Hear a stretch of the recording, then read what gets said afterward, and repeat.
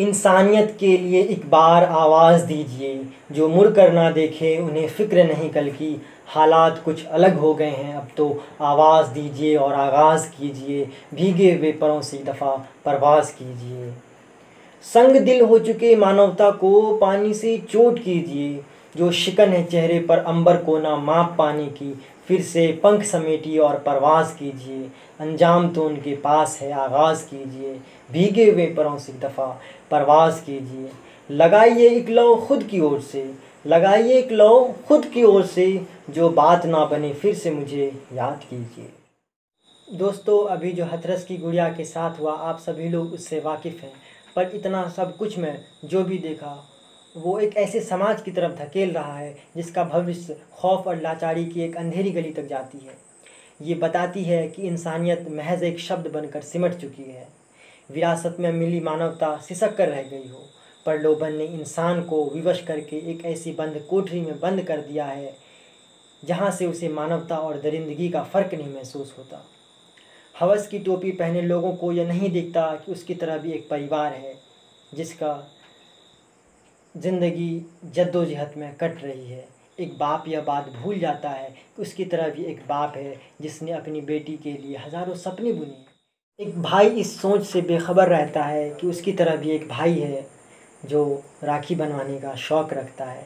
एक मर्द इंसान भूल जाता है कि उसे भी घर बसाना है। इतना कुछ होने पर भी शायर, लेखक, विचारक, ज्ञानी, विज्ञानी या तो चुप हैं या बघार रहे हैं सबसे विभत्स दुर्गंध युक्त पीप भरा दर्शन।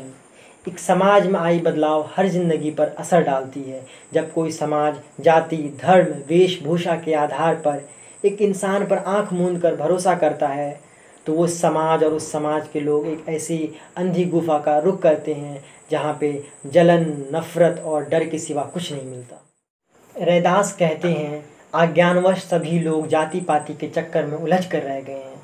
यदि वे इस जातिवाद के चक्कर से नहीं निकले तो एक दिन जाति का यह रोग संपूर्ण समाज को निगल जाएगा।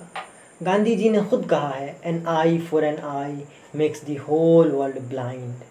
जब एक समाज अपनी रीढ़ की हड्डी के सहारे रहता है तो एक ऐसे समाज का निर्माण होता है जो जाति मज़हब से दूर इंसानियत के ताज को लेकर आगे बढ़ता है, जिसकी डोर किसी मज़हब के ठेकेदार के हाथ में नहीं बल्कि एक ऐसे सशक्त और साक्षर समाज के हाथ में होता है जो आने वाली पीढ़ी के लिए एक नमूना बनकर सामने होता है।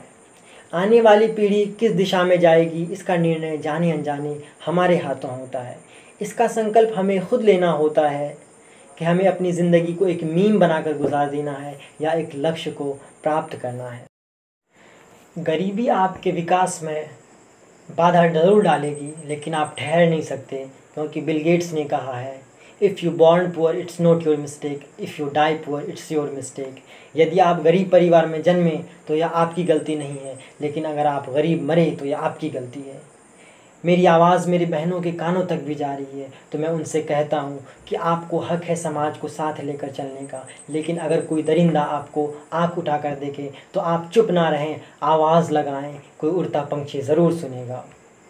दोस्तों, ना मैं शायर हूँ, ना मैं कवि हूँ, ना कोई वक्ता, बल्कि एक नौजवान हूँ जो इंसानियत के बिना पर एक ऐसे समाज को जोड़ना चाहता है जो सबको साथ लेकर आगे बढ़ना चाहता है।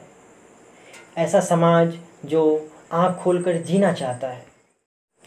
और मुझे उम्मीद है कि मेरी आवाज़ आप तक पहुंच रही है तो आप भी वो शख्स हैं जो एक सशक्त समाज की नींव कायम करने में मेरे साथ हैं। मेरी आवाज़ को बुलंद करने में मेरा साथ ज़रूर दीजिएगा। मेरे विचार को अपने ही जैसे लोगों तक ज़रूर पहुंचाइएगा। हमारी और आपकी एक छोटी कोशिश समाज को एक नई राह दिखा सकती है। कहते कहते बहुत बात कह दी। वो कहते हैं ना कि बात बेबात पे अपनी ही बात कहता है, मेरे अंदर मेरा छोटा सा शहर रहता है।